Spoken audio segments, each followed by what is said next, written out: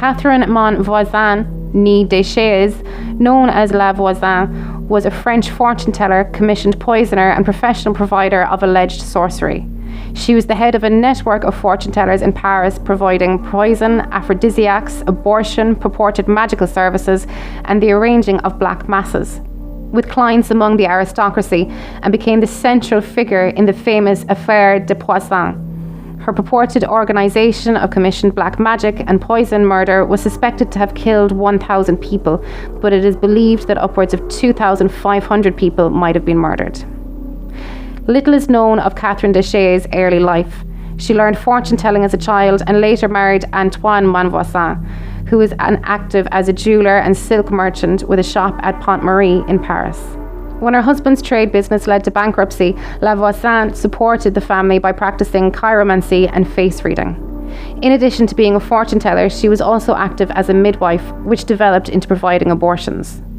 Her business as a fortune teller gradually developed into manufacturing and selling purported magical objects and potions, arranging black masses and selling aphrodisiacs and poison to profit from her clients' wishes upon their future. From the late 1660s, La Voisin became a wealthy and famous fortune teller with clients among the highest aristocracy of France. Among her clients were the Comtesse de Soissons, Duchesse de Bouillon, and the Comtesse de Gramont. She resided at Villeneuve-sur-Gravoise, where she received clients all day and entertained the Parisian upper-class society at parties with violin music in her garden at night. La Voisin regularly attended service at the church of the Jansenist Abbé de Saint-Amour, principal of the Paris University, and the godmother of her daughter was the noblewoman Madame de la Roche-Guyon. She supported a family of 6, including her husband, her mother, and her children. She was known to have at least 6 lovers: the executioner André Guillaume, Monsieur Latour, Vicomte de Cousseron, the Count Labattie, the alchemist Blessies, the architect Fouché, and the magician Adam Lesage. At one point, Adam Lesage tried to induce her to kill her husband, and while he was initially successful, she changed her mind and aborted the process. La Voisin was interested in science and alchemy and financed several private projects and enterprises, some of them concocted by con artists who tried to swindle her. She was known to suffer from alcoholism, who was apparently abused by Latour, and engaged in several conflicts with her rival, the poisoner Marie Bose.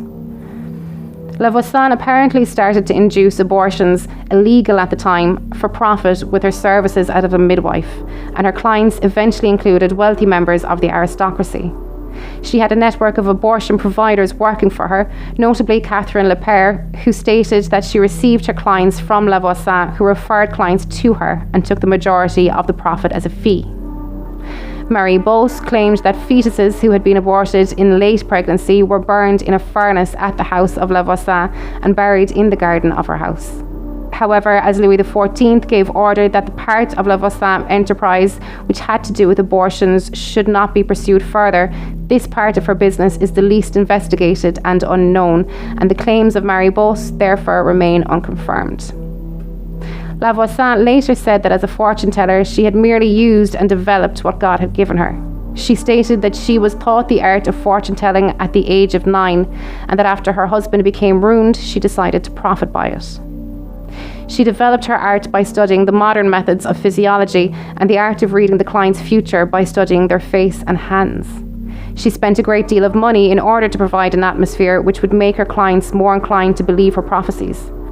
For example, she had a special robe of crimson red velvet embroidered with eagles in gold made for a price of 1,500 livres to perform in. In 1665 or 1666, her divination was questioned by the congregation of the mission at the St. Vincent de Paul's order, and she was called in for questioning. But La Voisin defended herself successfully before the professors at Sorbonne University and was allowed to continue her business as a fortune teller. Her business as a fortune teller gradually developed into a business of professional alleged black magic. During her activity as a fortune teller, she noticed similarities among her clients' wishes about their future. Almost all wanted to have someone fall in love with them, that someone would die so that they might inherit, or that their spouses would die so that they might marry someone else. La Voisin decided to profit financially from her clients' wishes by offering services of purported magic to make their wishes come true. Initially, she told her clients that their wish would come true if it was also the will of God. Secondly, she started to recommend to her clients some actions that would make their dreams come true. These actions were initially to visit the church of some particular saint. Then she started to sell amulets, and gradually she recommended more and more alleged magical objects or rituals of various kinds. For those clients who wished for someone to fall in love with them, she manufactured love powders. The bones of toads, the teeth of moles, Spanish fly, iron filings, human blood and mummy, and the dust of human remains were among the alleged ingredients of the love powders concocted by Voisin. Finally, her most radical and expensive recommended practices were the Black Mass, which she arranged for clients for profit, during which the client could pray to Satan for their wish to come true.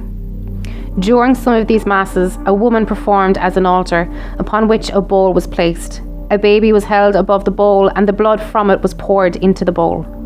Whether the baby in question was actually killed on this occasion, or whether the baby was already dead by natural causes, such as being stillborn, could vary. She had several associates working for her, arranging and participating in her professional magic services, notably Madame Deshayes, who performed alleged magical tasks, and the priest Etienne Guibourg and Abbé Mariot, who officiated the Black Masses. Voisin finally took the step from purported magical potions, amulets and rituals to selling aphrodisiacs to those who wished for someone to fall in love with them, and fatal poison was given to those who wished for someone to die. The art of poisoning became a regular science at the time, having been perfected in part by Giulia Tofana, a professional female poisoner in Italy only a few decades before Voisin. Voisin provided a large variety of poisons for her clients and had a network of poison providers working for her, notably the apothecary Catherine Trianon. The most important client of Voisin was Madame de Montespan, the official royal mistress to King Louis XIV of France. Their contact was often performed through the companion of Montespan. Montespan was alleged to have hired Voisin in 1667 to arrange a Black Mass. This Mass was celebrated in a house in the Rue de la Tannerie. Madame Deshayes and Abbé Mariot officiated, while Montespan prayed to win the love of the king. The same year, she became the official mistress of the king, and after this, she employed Voisin whenever a problem occurred in her relationship with the king. The death of the king's sister-in-law, the Duchesse d'Orléans, became falsely attributed to poison, and the crimes of Madame de Brinvilliers and her accomplices were still fresh in the public mind. In parallel, a riot took place where the people accused witches of abducting children for black masses, and priests reported a growing number of people were confessing to poisoning in their confessions. In 1677, the fortune teller de Lagrange was arrested for poisoning and claimed that she had information about crimes of high importance. The arrest of the successful fortune teller and poisoner Marie Beauce and Marie Vigoureux in January 1679 made the police aware that there existed a network of fortune tellers in Paris who dealt in the distribution of poison. On the 12th March 1679, Voisin was arrested outside Notre Dame de Bonne Nouvelle after having heard Mass, just before her meeting with Catherine Trianon. In April 1679, a commission appointed to inquire into the subject and to prosecute the offenders met for the first time. Its proceedings, included some suppressed in the official records, are preserved in the notes of one of the official court reporters, Gabrielle Nicolas de Lorraine. At the arrest of Voisin, her maid Margot stated that the arrest would mean the end of a number of people for all levels of society. Voisin was imprisoned at Vincennes, where she was subjected to questioning. On the 27th of December 1679, Louis XIV issued an order that the whole network should be exterminated by all methods, regardless of rank, sex, or age. Voisin was never subjected to torture. Although a formal order was issued permitting the use of torture, it was made clear that the order was not to be put into effect, and consequently it was never made use of. The reason is suggested to have been the fear that she might reveal the names of influential people if she was questioned under torture. Aware of her alcoholism, however, her interrogators reportedly did not limit her access to alcohol, but instead kept her in a state of drunkenness during her interrogations.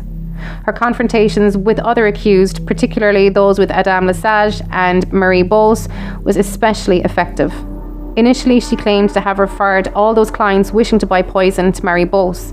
In March, however, she named Marguerite Leferrand and François de Dreux as clients, and on the 10th of October, she admitted having sold poison and magical services to several members of the royal court, but she also described the development of her career. On the 17th of February 1680, Voisin was put on trial and convicted of witchcraft and sentenced to execution by burning 2 days later. In the days following her verdict until her execution, she was formally interrogated under torture, and the official document stated that she was tortured enough to beg for mercy. However, while an official permit for torture was used, the police were given to understand that the permit was not to be used, and Gabrielle Nicolas de Reine stated that Voisin was in reality never subjected to torture. Madame de Sévigny, who observed Voisin shortly before her execution, described her as being able to move so freely and so seemingly healthy that it did not seem possible for her to have been subjected to torture. These final interrogations did not reveal anything new. Voisin was publicly executed on the Place de Grève in Paris on the 22nd of February 1680. On her way to her execution, she reportedly pushed away the priest, and when fastened on the stake, she desperately pushed away the hay which was piled up around her. In July, her daughter Marguerite revealed her connection to Montespan, which was confirmed by the statements of the other accused. This caused the monarch to eventually close the investigation, seal the testimonies, and place the remaining accused outside of the public justice system by imprisoning them under a lettre de cachet. If you like that, then listen to our main show every Wednesday on all good podcast providers. It's Alive, the really, really fake true crime horror podcast. All the guts and gore, none of the guilt. See you on Wednesdays.